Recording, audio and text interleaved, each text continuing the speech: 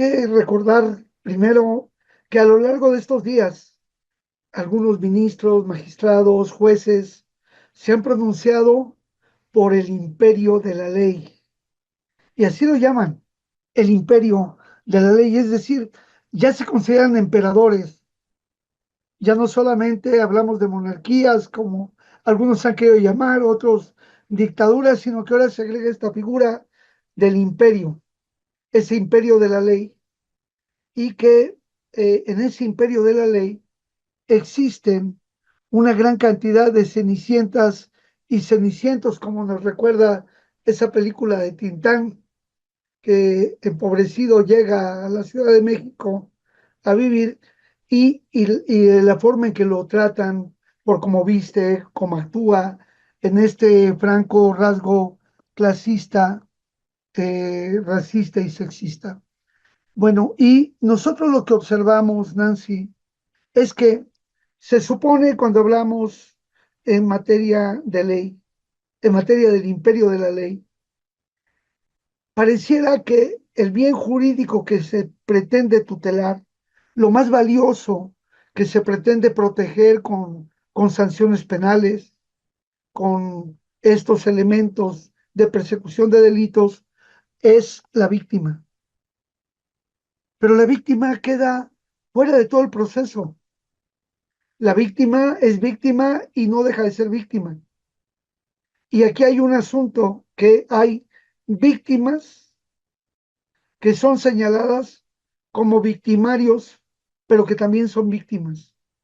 Y ahí vamos viendo cómo las personas, después de largos años de enfrentarse a quienes saben el derecho, a quienes sí estudiaron leyes, a quienes sí conocen las jurisprudencias, pero no saben nada de justicia y convalidan las acciones. Y no dejaríamos de insistir porque nos duele mucho esa felicidad que tiene Francisco Javier de la Cruz Mejía, que lo traemos ahí cada programa hablando de él. ¿Por qué? Porque pasaron 16 años en prisión para que pudiera él demostrar que había sido inocente y que había sido víctima de tortura. Y ahora libre, no tiene papeles, no tiene recursos, no tiene dónde vivir y está ahí a lo que la solidaridad le da porque la reinserción social no pasó. ¿Y por qué? Porque el juez que determinó la libertad, cosa que agradecemos mucho de verdad, y la sensibilidad que tuvo el juzgado segundo de procesos penales federales en el Estado de México es encomiable. Lo malo es que en la sentencia él no dice repárese el daño.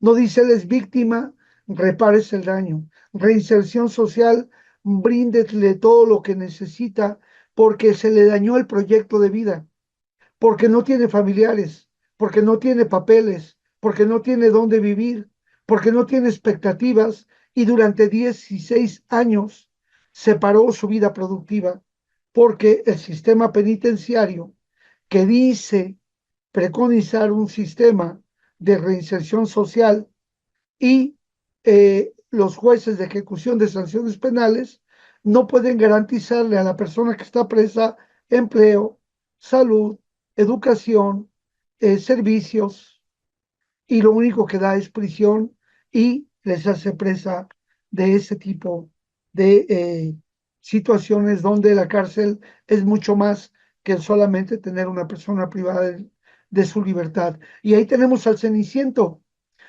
cargando bolsas en el mercado, ayudando a limpiar con gente que se acomide y medio ganando para vivir, rechazando cualquier posibilidad de que lo quieran enganchar a grupos delincuenciales porque él quiere vivir en paz, tranquilo, pero no se le da esa condición en sí. Y Astrid, justamente entendiendo esto que nos comenta Adrián, pues ¿qué se necesitaría en el país como parte de una política pública? Sí, que ya una vez que las personas pues injustamente encarceladas quedan en libertad o incluso si realmente habían cometido algún ilícito, pues ya al final quedan libres, pues para que justo no el camino que se les deje no sea delinquir, sea cual sea el escenario, si se trataba de una persona inocente o de una persona culpable. Al final todos tienen derecho a una segunda oportunidad y quizá mucho de la reincidencia delictiva pues se da por falta de estas políticas públicas, como lo están viendo. Sí, pues yo creo que, bueno, lo hemos mencionado también en otras ocasiones, tenemos que revisar el cómo está conformado este sistema de reinserción social, porque el sistema o esta nombre que le dan, ¿no? De reinserción social, solamente se queda en eso, en el nombre, y no, ya como bien decía Adrián, no hay una garantía para que las personas, sea o no que hayan cometido un delito, pero que se garanticen estos derechos de educación, de acceso al trabajo, porque muchas veces también quienes tienen esta oportunidad de tener algún o desempeñarse en algún campo laboral dentro del mismo penal, pues no son remunerados o muchas veces esa remuneración que se les da es muy limitada y lo cual pues no, a ellos no les alcanza para mantenerse a sí mismos o para poder apoyar a sus familias. Entonces, debemos de revisar cómo está conformado este sistema de reinserción social y yo creo que a propósito de esta reforma judicial que se pretende y que ojalá y que sirva para que pues tengamos un mejor sistema de justicia, que sea eficaz y que sea pronto y expedita como bien lo marca en la Constitución, pues debemos también cuestionar esta otra parte, ¿no? De la que tal vez no se habla con mucha frecuencia, que es justamente este tema de la reinserción social. Desde que en el viejo régimen se dio la ola de delitos de alto impacto como el secuestro, el narcotráfico, como pues principal figura y que se declaró esta supuesta guerra contra el narco que hemos visto ya todos los estragos que trajo, como esta ola de detenciones arbitrarias, la cual pues la mayoría de ellas se dio de una manera arbitraria para fabricar culpables con la finalidad de, pues, de inflar cifras, ¿no? Para inflar cifras sobre el impacto que tuvo esta supuesta estrategia para combatir el crimen, ¿no? Es decir, buscaron a través de estas detenciones pretender que se estaba atacando el problema cuando en realidad fue todo lo contrario y pues ya vimos que hablaron mucho de estos famosos daños colaterales, ¿no? Y también pues junto a esto hay que recordar que vino también la privatización de las cárceles, lo cual pues también agravó la situación de quienes ya habían sido detenidos a base de fabricar de delitos, porque pues ahora solo pues tenían que pagar no nada más su libertad, ¿no? El delito, sino ahora también tenían que pagar pues la estancia, que ya lo había dicho el presidente hace unos días en su conferencia, cuesta mucho dinero, ¿no? Para ellos, a ellos les cuesta demasiado dinero mantenerse a sí mismos. Entonces, pues hay casos en los que se ha comprobado que fueron víctimas y que no se les ha reconocido como tal. Y en la LIMED hemos señalado justamente muchos de los casos que nosotros tenemos se dieron de esta forma y durante el viejo régimen, que fueron detenidos arbitrariamente, que se utilizó la tortura como un medio para arrancarles una declaración autoinculpatoria las detenciones se daban por este tipo de delitos justamente de alto impacto, como son los de secuestro, que fue lo que más se dio en esta época. Y yo creo que eh, de inicio tenemos que lograr este reconocimiento de a ellas como víctimas, ¿no? A las personas que están, tanto quienes ya quedaron en libertad como Francisco, como quienes todavía están dentro y que a pesar de los elementos que se han presentado, a pesar de los dictámenes periciales que comprueban que ellos fueron víctimas de la tortura y que a través de esa tortura se les arrancó esta declaración, pues este reconocimiento que queremos buscar, pues es un proceso largo y difícil en ocasiones porque hay muchas cosas que evaluar desde precisamente los dictámenes hay que aportar todos los elementos necesarios y no es cosa fácil, ¿no? Hay casos en los que pues ya se les otorga la calidad de víctima, pero solo se queda en eso y no hay acciones más concretas y sólidas, ¿no? Y también hay quienes se tienen que reparar el daño y les fincan una cantidad tan grande que no la pueden cubrir y por lo mismo no pueden salir en libertad, pero tampoco les dan la oportunidad dentro del centro de poder desempeñarse en algún campo para que ellos puedan a través de eso cubrir esos gastos, ¿no? Y es a lo que me refiero. Ahora también en el caso de, como en el de Francisco, que lo hemos señalado mucho porque es un caso sumamente lamentable, en el que por la tortura que él sufrió, tiene ahorita lesiones en las rodillas, en los tobillos, en las manos, en fin, es una persona que pues ya está limitada muy físicamente para poder desempeñarse en un campo laboral y no tiene familia, no tiene papeles, no tiene casa y es una situación complicada y no hubo por parte del centro ninguna garantía para que él al salir pudiera, pues como bien dice la palabra, reinsertarse a la sociedad y ahí tenemos que, pues nosotros como parte de nuestro trabajo que sigue no nada más es lograr la libertad de ellos, sino también seguirles apoyando en este proceso en libertad, pues lograr que ahora se le garanticen sus derechos y que puedan apoyarlo para que él pues siga en esta etapa. También tenemos el caso de Jesús Primitivo, que lamentablemente pues él sigue en prisión, pero que la situación de él también la hemos presentado en ocasiones en el programa. Su situación de salud es demasiado lamentable, él ya está en una etapa terminal y pues su familia está lejos, está hasta en Baja California y él está aquí en el Estado de México. Él ya es totalmente dependiente, necesita cuidados especiales, atención médica todo el tiempo y no le han querido hacer el cambio de medida cautelar para que pueda llevar su proceso en libertad o mínimo que lo trasladen cerca de su domicilio allá en Baja California para que su familia pueda estar. Entonces, desde ese momento es que tenemos que revisar este sistema de reinserción social para garantizar que las personas en cualquier situación en la que se encuentren cuando estén en libertad puedan pues recomponer su vida, que es lo que queremos, no es el principal objetivo de esto, Nancy.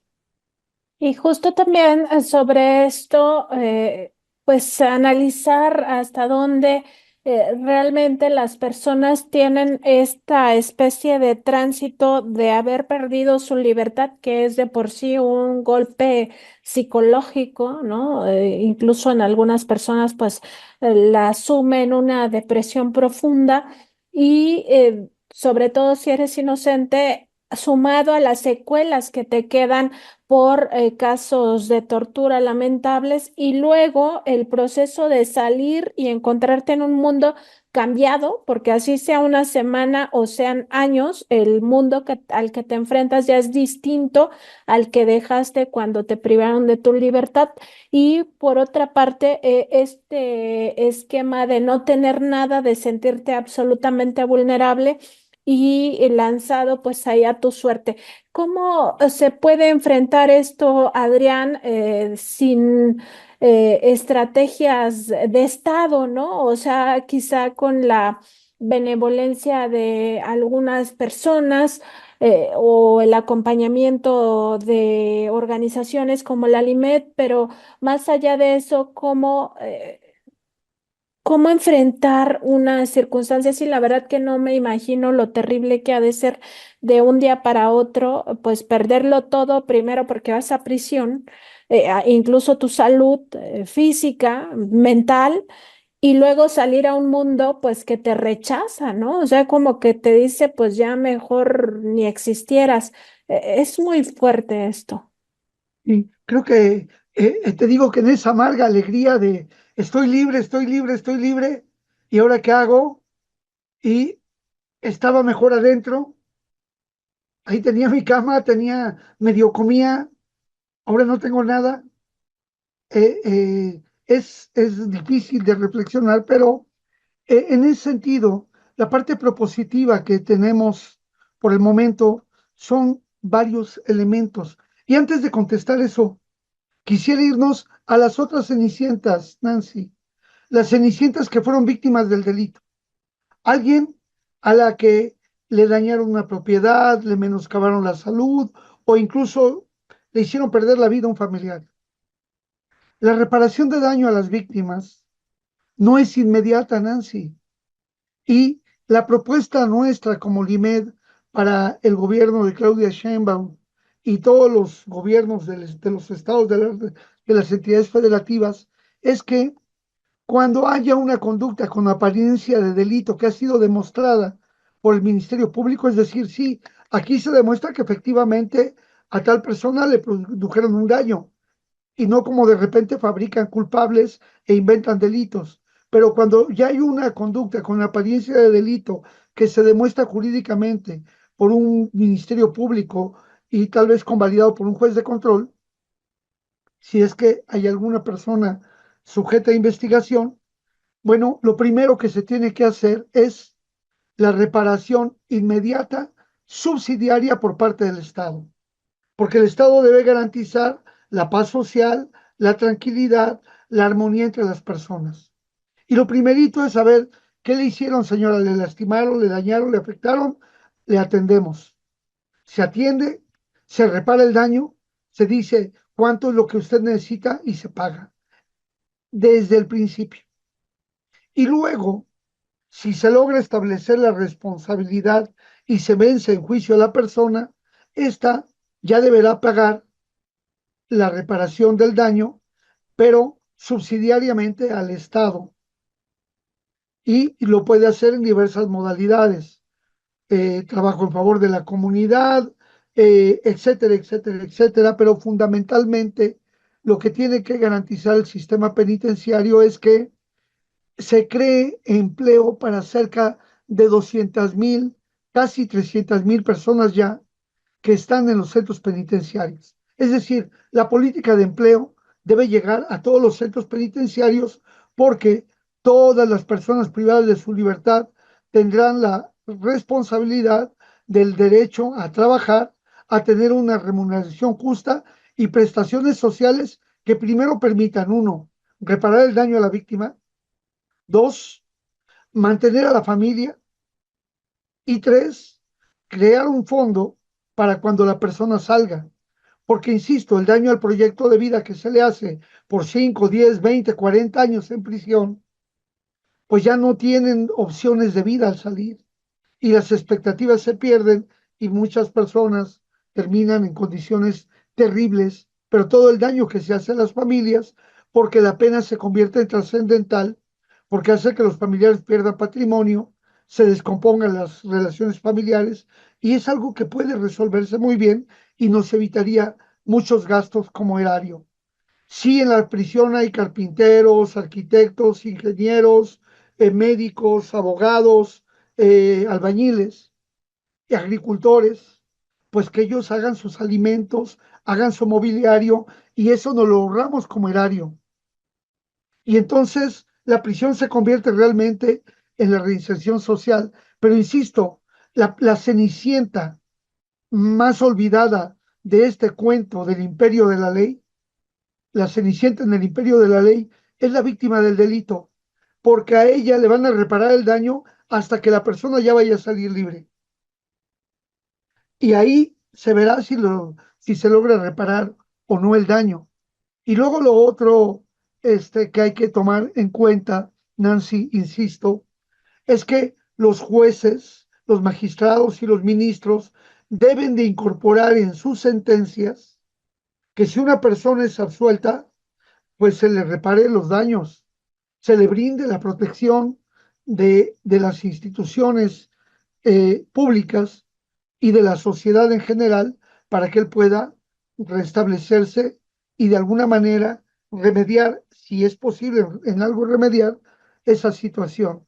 Y ahí tenemos el otro problema también. Hay una comisión de víctimas, hay una ley general de víctimas. En el reino del imperio de la ley hay un decreto de los emperadores que dicen que la víctima tiene derecho a tal.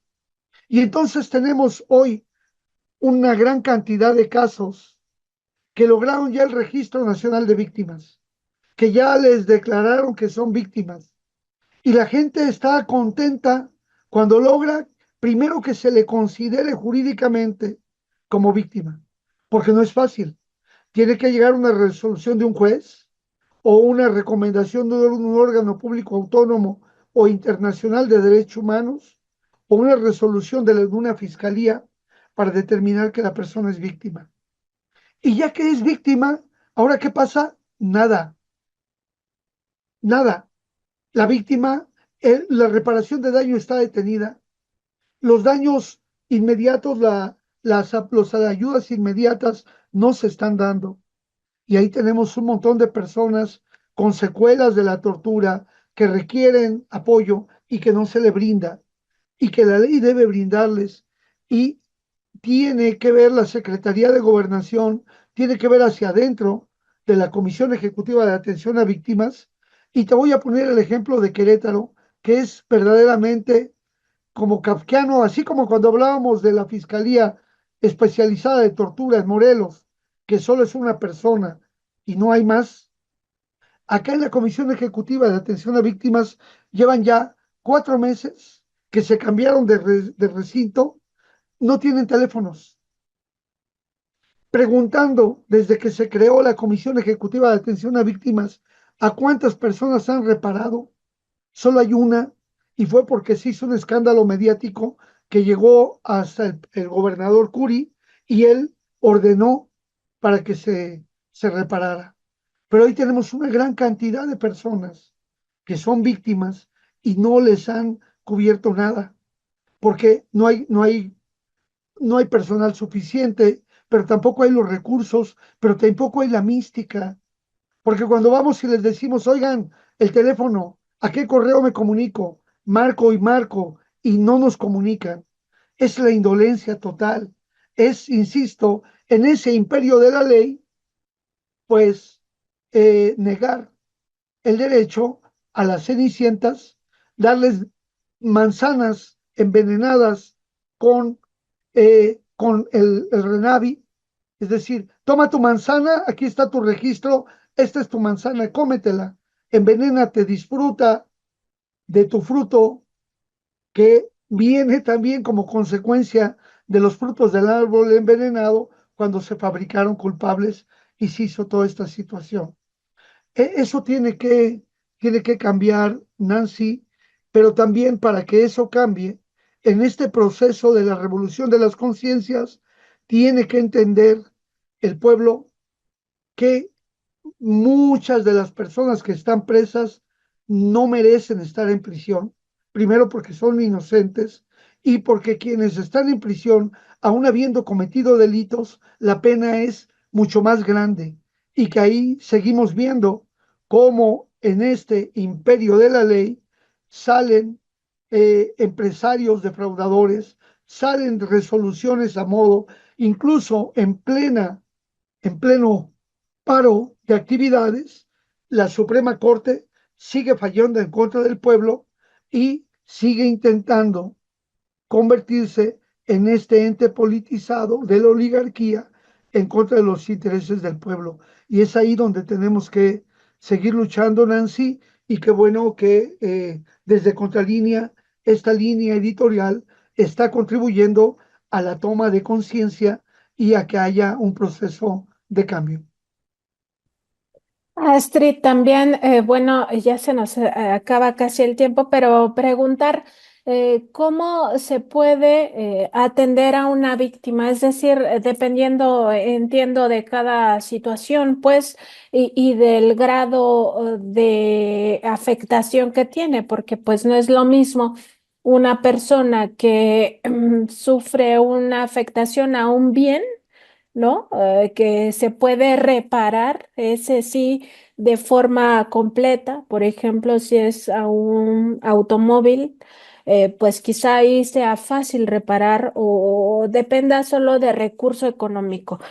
Cuando pierdes un familiar o cuando tú mismo eres víctima de alguna violencia física. Pero ¿de qué hablamos cuando hablamos de reparación del daño, Astrid? Pues sí, justamente hablar de reparación del daño, pues nos referimos al tema, pues más como económico, ¿no? Como a lo que más nos vamos. Pero también nosotros en la Limet, como parte de esta ofensiva integral de defensa de derechos humanos que manejamos nosotros, que no nada más es ir y atacar al el problema, ¿no? Y denunciar frente a las autoridades o a las autoridades mismas, sino también es darles este acompañamiento y esta atención. Sabemos que tal vez la reparación del daño económico, pues a ellos no les va a la mejor y si se logra la reparación económica, pues en algo les puede apoyar. Pero en cuestiones más personales, pues sabemos que no, ninguna cantidad repara todo lo que la familia y la misma víctima han atravesado durante tanto tiempo, sino que tenemos que buscar también este otro medio que es justamente la atención psicológica, la atención psiquiátrica, todo lo que necesite para mejorar emocionalmente y poder superar pues este trago amargo de la vida. Y justamente nosotros es lo que hacemos, ¿no? Hacemos también estas acciones para vincular los casos y pedimos que esta reparación del daño o que en esta reparación del daño se incluya justamente la atención psicológica para las víctimas. Lo hemos hecho en el caso de Jessica Vázquez Fonseca, que también ella está en libertad y que también tuvo su libertad absolutoria y la tortura que ella vivió y el abuso sexual que ella vivió también, pues ha sido un proceso complicado y justamente nosotros acompañamos en ese proceso. Queremos que la reparación del daño no nada más sea económica, sino que también las autoridades sean capaces de otorgar este tipo de reparación, que se les dé atención psicológica a las víctimas y a las familias que son catalogadas como víctimas indirectas, como en el caso de Jessica, pues su hermano, su hija, en fin, ¿no? Y eso es lo que nosotros buscamos también con esta ofensiva integral, vincular también los casos con las instituciones que corresponden, tanto nacionales e internacionales, y pues darle seguimiento, que eso es lo más importante. Yo creo que eso es lo que nos ha llevado a que haya personas que ahora estén en libertad y pues estar picando piedra con las instituciones, porque pues como dijo Adrián, no es tan fácil, pero pues ahí nosotros no quitamos el dedo del renglón y eso forma parte de justamente de nuestra ofensiva integral, que yo creo que se debe, no en todas las organizaciones obviamente trabajamos igual, pero pues yo creo que es algo que todos debemos adoptar y pues no nada más irnos tampoco por el tema económico, sino lograr que la persona al recobrar su libertad pues sea capaz también emocionalmente de recobrar su vida, porque es muy complicado, quedan con muchas secuelas físicas y emocionales y pues sí, es complicado y eso hay que sumarle el peso de la familia, entonces es lo que hay que tomar en cuenta, Nancy. Sí, y Adrián, ¿con qué comentario cierras esta participación? Bueno, cerramos el comentario con esta expectativa en la que esperemos que para ahorrar dinero, para poder evitar que haya gastos innecesarios, logremos que vaya cambiando la mentalidad en materia penal para que, insisto, la víctima quede en el centro.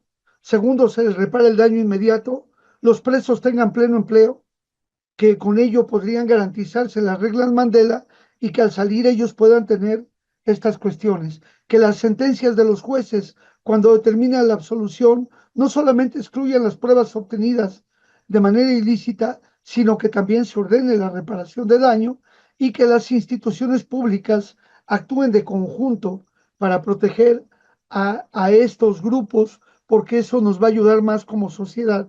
Y finalmente, lo que vale la pena mencionar es que en el imperio de la ley, ellos podrán decir el derecho, pero nosotros vivimos en la democracia de la ley. No queremos un imperio de la ley, queremos una ley democrática y por lo tanto queremos jueces para la democracia, jueces que sepan valorar dónde está el principio justiniano de darle a quien le corresponde en justicia y por ende ya se acabe estas emperatrices, la emperatriz Lucía I, Norma Lucía I, los emperadores Laines y demás, y que realmente tengamos jueces para la democracia, que es lo que aspiramos en nuestro país. Pues con eso me quedo más. Y Astrid, ¿con qué cierras?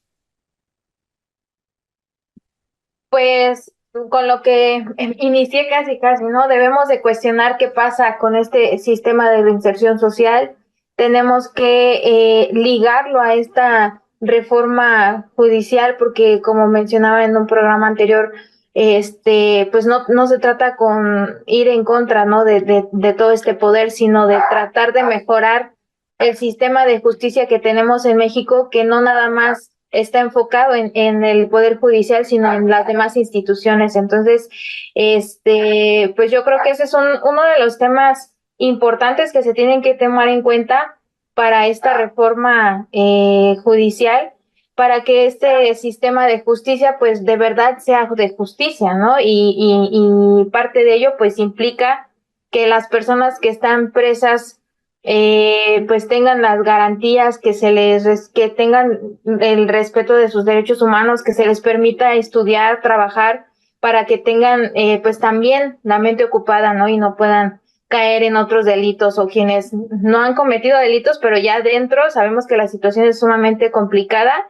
y la situación los puede llevar a justamente cometer algún delito. Entonces, eso es lo que tenemos que revisar para que en conjunto nuestro sistema de justicia en México mejore, Nancy.